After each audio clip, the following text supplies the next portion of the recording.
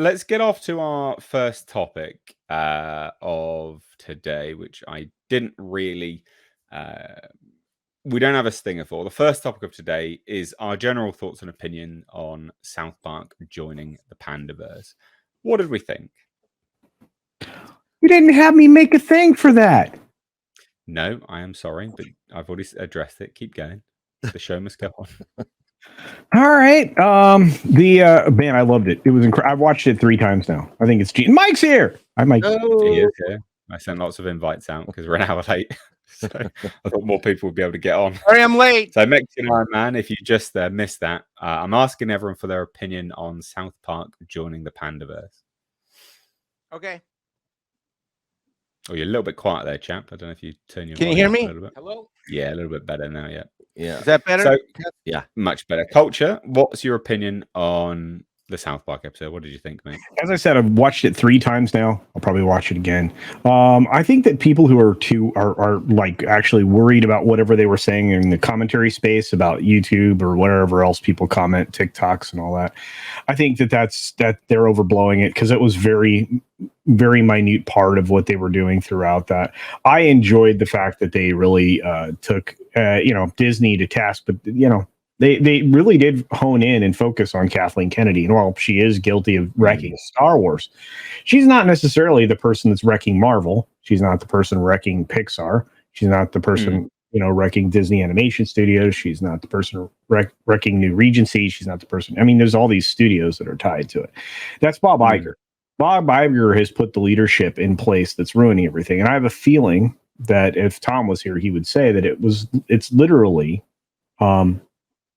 it literally sets itself up for another episode that maybe would focus on Bob. I don't know, but that I'm paraphrasing for Tom because he's not here. So there you go. Right. Nick, what did you think about the episode?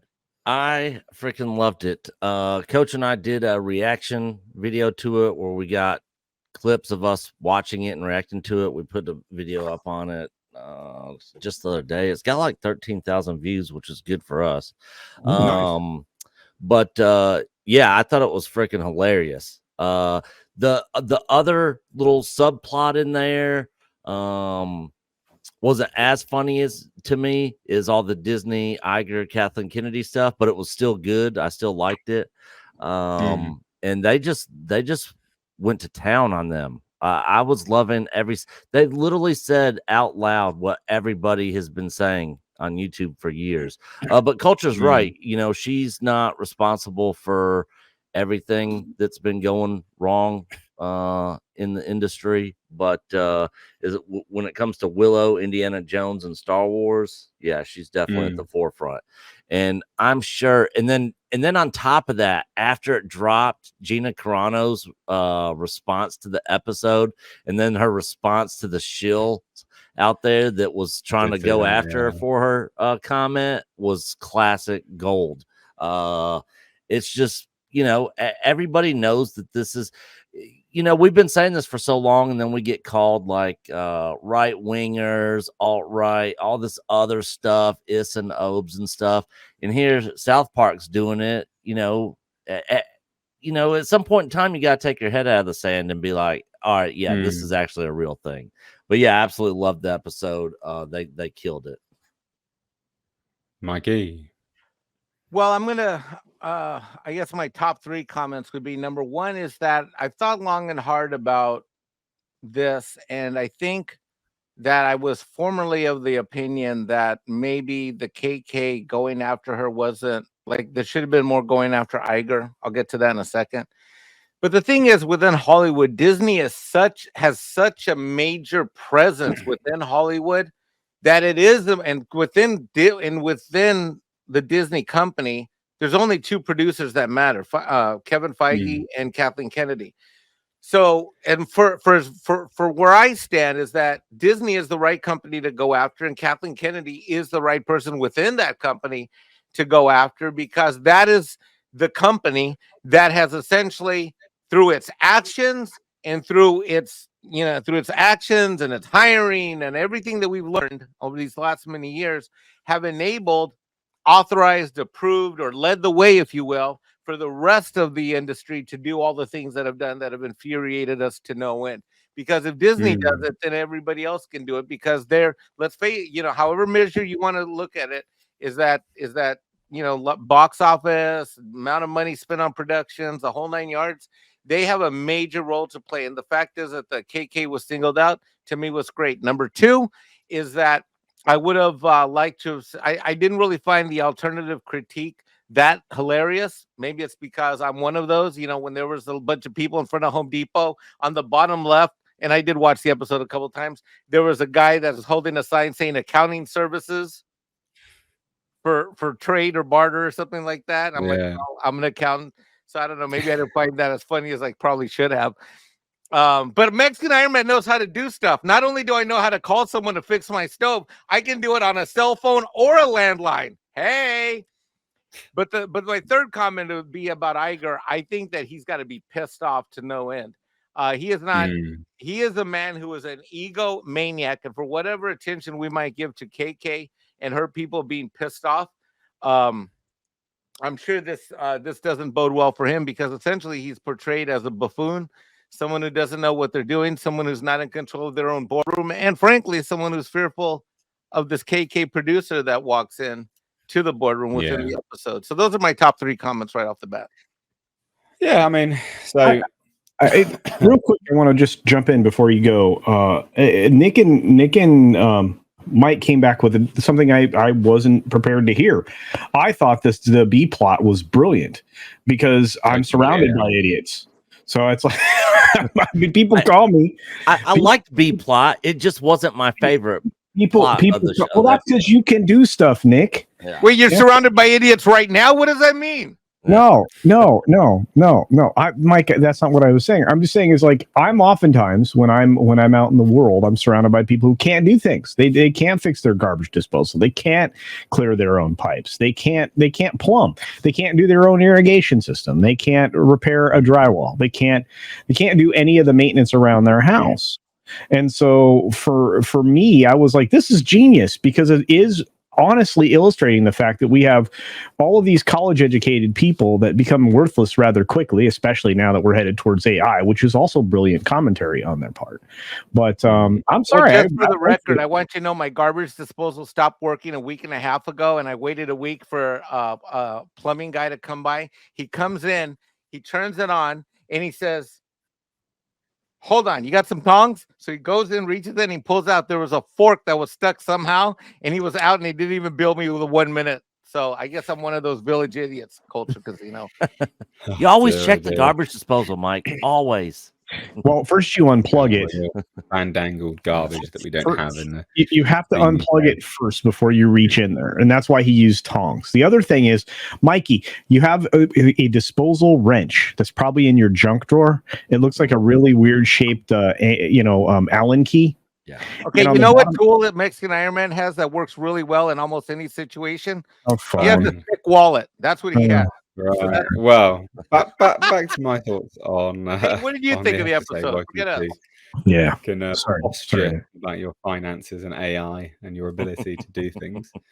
The episode was very, very good. I mean, it skewers both sides of the aisle. But that's satire for you at the end of the day, right? Like, it takes the piss out of both sides of the aisle. Now, obviously, one of the things which I think is inescapable, though, regardless of it taking the piss out of the YouTuber sort of anti-woke aspect, was that it really did highlight the woke aspect of Disney, regardless of whether the commentaries to the extreme based on anti-woke, etc. But it really did put a spotlight on what they're doing, and it being pandering, and also the very lazy storytelling that they have been that they just are renowned for nowadays, especially with the multiverse stuff. I mean, it highlighted that was part of the A plot, but not some people have commented on it, some people haven't, but it really did highlight how lazy the entire industry is getting with multiverse, because everything's got a multiverse, everything's doing multiverse, and it is lazy storytelling. But I just think it did a very, very good job at highlighting what Disney is doing. Now, yes, they, highlighted Kathleen Kennedy as the predominant focus of their sort of vitriol. I understand that because they did it from the perspective of the anti-woke YouTubers, but also not necessarily with good faith argument, because Bob Iger himself is not immune to everyone's vitriol on the internet either, which again I do think will probably come back to a follow-up special event. I think he will take that the brunt of that. But I think what was so interesting about it is it highlights everything everyone's been saying, but also anyone with half a brain cell. I mean, the stock is going down massively, and the thing is you can't, you can get around it for so long, but it's there. I mean, the investors would have seen the episode. It's there, clear as day. And I mean, just before an investor's call as well. I mean, it's going to be a very interesting time on that earnings call. Very, very interesting time if anyone can chip in and sort of converse along those lines about that. But it's a good episode. Thoroughly enjoyed it.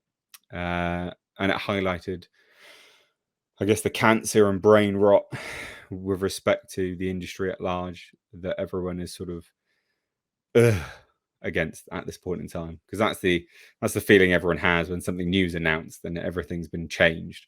Because again, everything's going to be swapped out, and you just go, ugh, yeah, of course it is. Ugh. So there you go. There's my thoughts. I don't know if anyone, you got anything to? I think chime in on that pre-earnings as well? call. If I can jump in on the pre-earnings call, which is only a week Of and course you can. a day away, I think that this is awful PR. This is absolutely horrific PR.